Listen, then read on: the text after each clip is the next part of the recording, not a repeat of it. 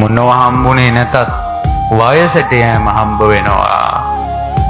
ලෙඩවීම හම්බ වෙනවා. මරණය හම්බ වෙනවා. සූදානම් වෙන්න. සූදානම් වෙන්න දෙයක් නැහැ. එළවෙන්තරසින් කතාවක් නැහැ. දැම්ම වයසට යනවා. දැම්ම ලෙඩ වෙනවා. දැම්ම මරණයටපත් වෙනවා. අන්න ඔය හිතා ඉන්නකොට අර හිතුවක්කාරකම ඔළුවෙන් ටිකක් අඩු වෙනවා. මම මෙච්චර බණක් කියන්නේ මේක අහපු ගමන් නිවන් යන්නේ නෙවෙයි.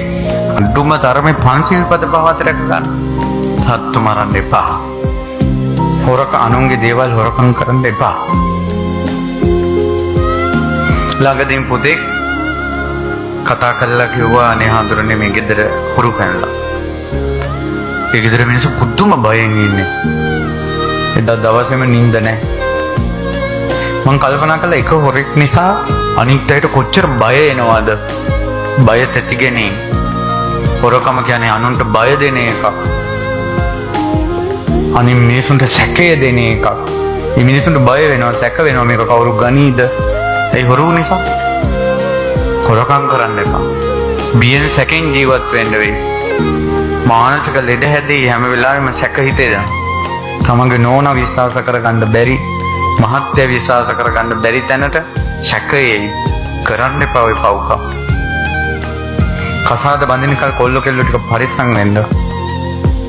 කසාද බැඳලා පස්සේ තමන්ගේ නෝනා, තමන්ගේ මහත්ය හැර වෙනුවෙන් එක නාඳ ගන්න එපා. වැරදි කාම සේවනයෙන් වළකීම. ඇයි අපි අනුන් මුලා කරන්නේ, රවට්ටන්නේ, බොරු කියන්නේ එපා මිනිසුන්ට. සුරාපානයෙන් වැළකීම. පින්වතුනි අපි කියමු කෙනෙක් ඉන්නවා අවුරුදු 30ක් බීපු කෙනෙක්. මේ බණ ටිකක් අහලා මේ මනුස්සයා මින් කද්ද නතර කළොත් ලෝක පුදුමේ ඕකනේ. ආශ්චර්ය ඒකනේ. ප්‍රාතිහාර්ය ඒකනේ. මෙච්චර කාලයක් බිව්වට වැඩිය නතර කිරීමේ පින වැඩි.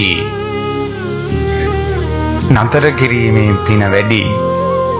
මෙච්චර කාලයක් හොරකම් කළා නම් අද නතර කළොත් හොරකම් කළාට වැඩිය නතර කිරීමේ පින වැඩි. වැරදි වැඩ නතර කිරීමේ පින වැඩි. වංචාව බොරුව නතර කිරීමේ පින වැඩි.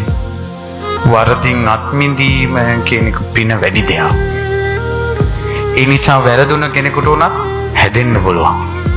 කනගාටු වෙන්න එපා. ඩිංගිත්තක්වත් මගේ අතින් පව් කරුණා කියලා. හැදෙන්න දැන්. එහෙම පව් කරපු කෙනෙක් හැදිච්ච එක ගැන සතුටු වෙවි ඉන්න. මං දැන් ඉස්සර වගේ නෙවෙයි කියලා. පරණ ඒවා මතක් වෙද්දි ඉක්මනට අමතක කරන්න. මල් ආසනයක ලස්සන මල් පුදලා ලස්සනට මල් වලින් සරසලා ඒ සැරසිලි දිහා බලා ඉන්නා වගේ මං දැන් හැදිලානේ කියලා බලා ඉන්න. සතුටු වෙන්න. සතුටු වෙන්න. මෝණු එල්ලගෙන දුකෙන් ඉන්න එපා. අපි මිනිස්සුනේ. අපි බකමෝණු නෙවෙයිනේ. මීහරක් වගේ නෙවෙයිනේ. මිනිස්සුනේ.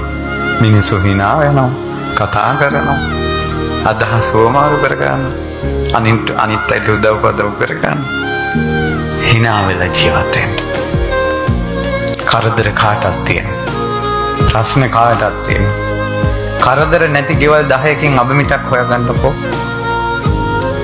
ඔයාලට කරදර වැඩි නම් කරදර නැති ගෙවල් 10කින් අබමිටක් හොයාගෙන එන්නකෝ. මාව මොන ගෙන්න බෙහෙතක් හදලා දෙන්න.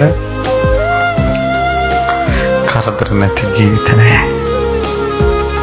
ඕවමත් නෙමෙයි හිතින් එපා.